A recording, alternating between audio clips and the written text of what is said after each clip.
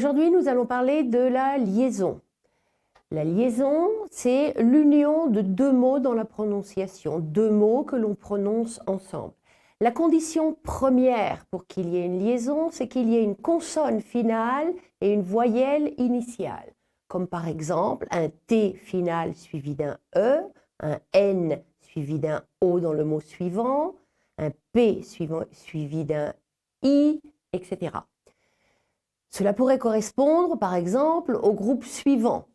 Les enfants, mon ami, on arrive, des aventures, ils entendent, ou encore, elles aiment, nous avons, chez eux, en attendant.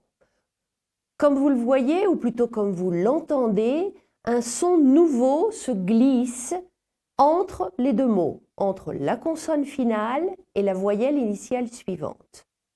Il y a trois phonèmes, trois sons principaux que l'on retrouve dans la plupart des liaisons en français. Le son ne, le son z et le son te. Alors pourquoi parle-t-on de son nouveau?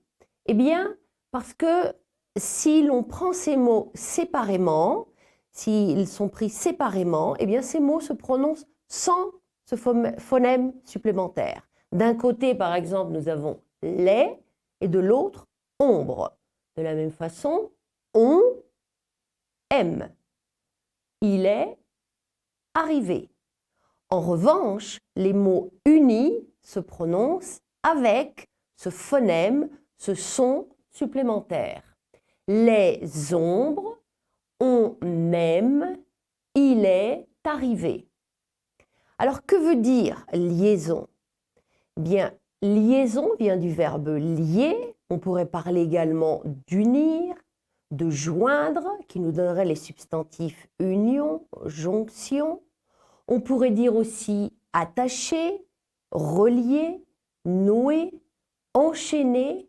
Mais l'enchaînement, quand on a parlé de la liaison, eh bien c'est autre chose. C'est un autre phénomène. C'est une autre façon de connecter deux mots voisins. Je vous en parlerai dans une autre vidéo. Merci, au revoir.